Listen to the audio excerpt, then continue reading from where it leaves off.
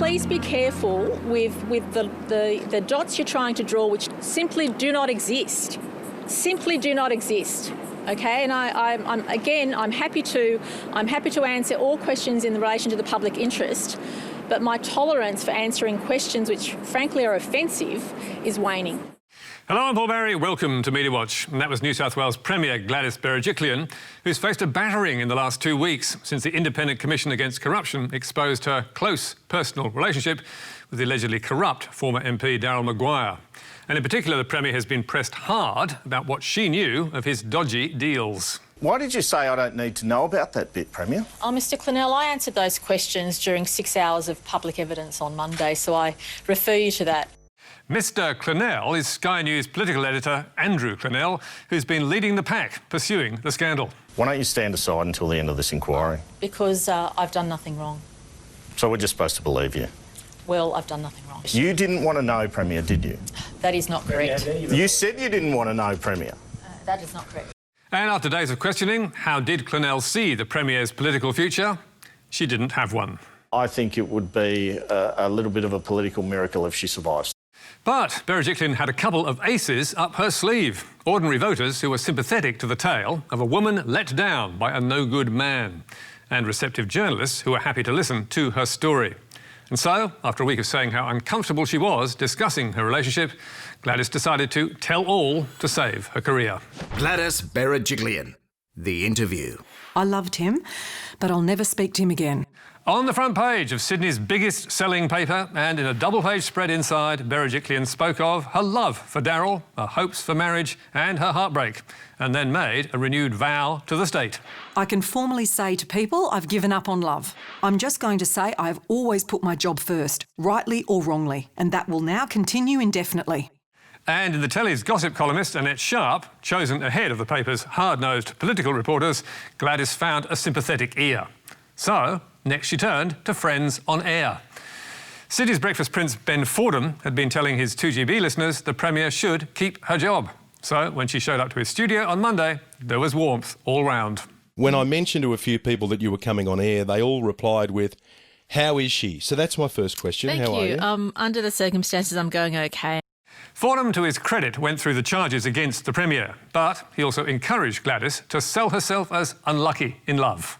Is it fair to say that you were a bit of a novice in the dating game? Oh, it's fair to say that I would probably, on average, have less experience than the average person. But again, that's an excruciating thing to talk about.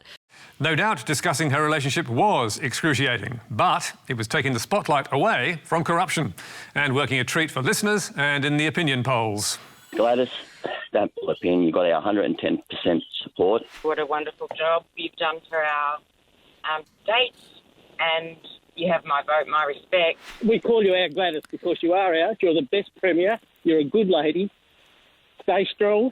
We're 100% behind you, sweetheart. And after smashing the top-rating AM station, Berejiklian called into Kiss FM's top-rating breakfast show, where shock jocks Kyle and Jackie O had more bouquets. You have done such a wonderful job. We are really proud that you are a Premier, and for something like this to happen, we just prayed that it wasn't going to be the undoing of Gladys. What she's saying is everyone deserves to get their freak on. And that made the trifecta. 3 interviews, 3 endorsements, 3 stories of a woman wronged. And last week, news.com.au political editor Samantha Maiden told the ABC it might just have done the trick. It's brilliant, and political journalists might not like it, but it's so audacious it might just work. Her strategy is to say, look over here, I am a woman in my early 50s, I think she's actually 50. Gee, it's hard to get a date in Sydney, and this guy turned out to be a bit of a dud, and people are really backing her in. But Maiden believes Berejiklian is still vulnerable, and she is not alone. As the Australian's Troy Bramston wrote last week, the so-called bad boyfriend or unlucky in love defence does not cut it. And the dogged Andrew Clennell is ensuring the story does not go away. On Sky, he dug up this damning advice to Parliament from the Premier back in 2018, telling her fellow MPs, If you see or hear anything which is of concern, which you feel ICAC should investigate, refer it on the spot. And as we know, she did not. But the Premier and her media team have done a brilliant job to make sure that is not the story voters are focusing on, and some in the media have been happy to help. But now to the Queensland election, and with voters going to the polls this Saturday in what promises to be a close race, the state's leading daily paper, the Courier Mail, has described what we've seen so far as one of the most debauched and dishonest election campaigns in Queensland history. Every day, voters are being assaulted with a plethora of misinformation from the parties, both major and minor. But while we wouldn't disagree, if you looked inside the paper, you'll have seen the Courier Mail doing its bit to spread fake news, running multiple and lucrative full-page ads from Clive Palmer's United Australia Party, urging voters, don't risk them burying us with a death tax.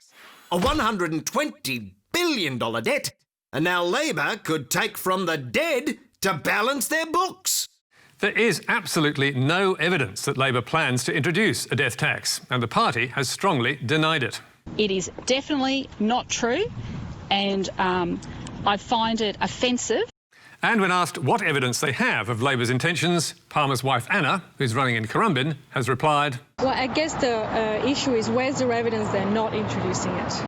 Palmer's false and unsubstantiated claims have made the news bulletins on 7 and 9, and those same two Queensland stations, plus SBS and 10, have got a nice little earner from running the ads as well.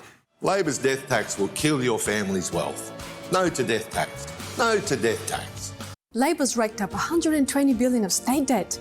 Labor is imposing 20% death tax. Labor is bringing back death duties. Stop the death tax. Vote Clive Palmer's United Australia Party.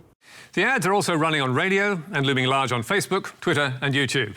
And if all this sounds familiar, well, it is. Similar fake news claims from Palmer, the LNP and One Nation were rife on Facebook in the 2019 federal election.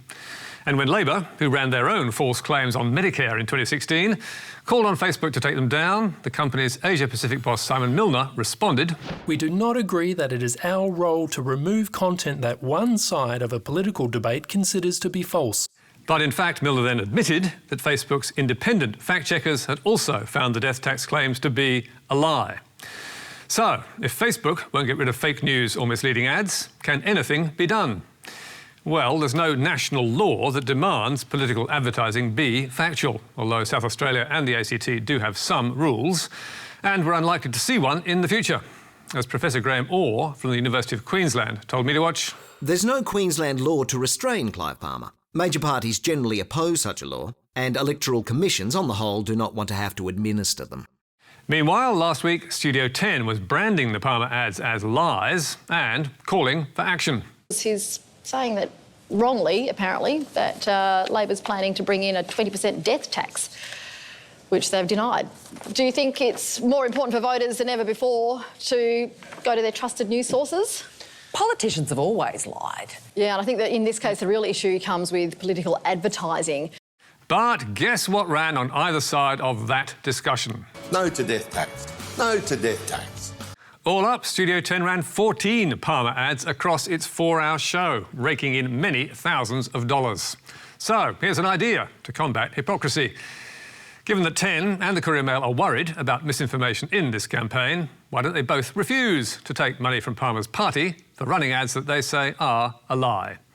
We put that to the Courier Mail and 10, but did not get a response. Fancy that. But now to Townsville in North Queensland, whose votes could decide that election, and a bold new take on the old criminal lineup. Townsville's 10 hottest criminals of 2020. Yes, can you believe it? News Corp's Townsville Bulletin has decided to rank the town's crims by how sexy they look. It's been a busy year for the courts in Townsville, with plenty of people fronting up for an appearance. We thought we'd take a look at 10 of the hottest criminals from 2020. Why on earth would they do that? And who are the Bulletin's sexiest sinners? Well, how about Frank, who'd barely been out of jail for a week before he embarked on an intensive 16-day crime spree. Or Casey, whom police ended up chasing in an armoured car after he cut off his electronic monitoring device and was involved in a series of dangerous altercations with police during a 9-day spree. And what about Eden, who was jailed after he grabbed the genitalia of a workmate in a vile and bizarre assault. Vile and bizarre, but nonetheless smoking, according to Townsville's only daily paper. So, is it all good clickbait fun? Well, not if you're a victim of one of those repeat offenders. One former Townsville resident, whom we won't name because she fears being identified, had her home burgled by one of the titillating 10 and was outraged by the story. Seeing that just really upset me, almost glorifying them. It was really inappropriate and disrespectful to make a joke and a flippant article of what's caused a lot of heartache in people's lives. The traumatic burglary eventually led the woman to move out of the area. But when she phoned the paper to complain, she claims she was just brushed off. The attitude of the reporter I spoke to, she couldn't care less. The Townsville Bulletin eventually took the story down from Facebook, but only after a flood of angry comments slammed the paper. And amazingly, the actual article remains online. As a popular local blog, the Magpie's Nest, observed, "The Townsville Bulletin's contempt for the Townsville community couldn't be plainer. What on earth possessed them?" It is a great question, and one we asked the Bulletin's editor, but we got no response. And finally, to the old trick of dressing up ads as news. Here is Seven's The Morning Show, which we highlighted on Media Watch back in May. Victoria Beckham loves an animal print. Here she is wearing the coatigan. Talk us through how you've styled this look. So if a coat and a cardigan had a baby, they would produce the coatigan. So the coatigan gives you the look of a coat, but it's soft. That was celebrity stylist Donnie Galella selling hard for Big W in a 7-minute segment about fashion on a budget. And as we revealed, the entire interview and parade were paid advertorial. The best thing about Big W is you can get really valuable outfits without breaking the bank. Now, some would have guessed that it was paid for by Big W, although a 7-minute ad is pretty amazing. But Seven did not tell viewers, so the media watchdog ACMA promised to investigate. And this month it ruled that Seven had broken the rules, finding it is not sufficient for the segment to have suggested the existence of a commercial arrangement without expressly disclosing the arrangement to viewers. Seven argued it had done enough to make that clear by sending viewers off to Big W or to the website to buy the clothes. But we're glad to say the regulator slapped them down, saying viewers should not be left in the position of having to make guesses about the presence or absence of a commercial arrangement of this kind. So, has Seven taken any notice of us or the watchdog? Well, yes, it has. Because when Donnie returned to the morning show in August for a dad's makeover, Kylie Gillis told viewers, Now, this segment was brought to you by Big W. And again this month in offering tips on racing fashion. This segment was brought to you by the Australian Turf Club. So, good on them. Let's hope they keep it up. But don't expect such candour on other channels or that the watchdog will bite every time. Last month, for example, we highlighted this cook-up on Studio 10 featuring brand new caramel violet crumble, which is delicious. Ooh, where do we start? Whoa. It too was an ad, but viewers weren't told, and the only disclosure was hidden away in the credits 2 hours later. And even then you had to know Reburn Men's were makers of the chocolate bar. So, can Studio 10 get away with that? Answer, yes. Because under the ACMA code, a mention in the credits or on the website, where most viewers will never look, is good enough. We think that is ridiculous. It needs to be spelt out at the time on the programme. And what about this one last week, when Nine's Today presenters were tucking into burgers? Ali, too good to have to oneself. Look at this. I've got the new McDonald's McChicken range here this morning. Do you guys want some chips with your chicken salt, your seasoning? You can do your McShaker fries for breakfast, guys. Oh, they're a bit scared. I gotta tell you, this is the best burger I've ever had. That is a great burger. McDonald's told me to watch that was a paid advertorial. But where was the disclosure? Not on Nine's website or in the credits. And all we got was this.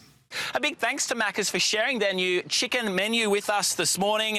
Sharing their chicken menu? Is that disclosure adequate?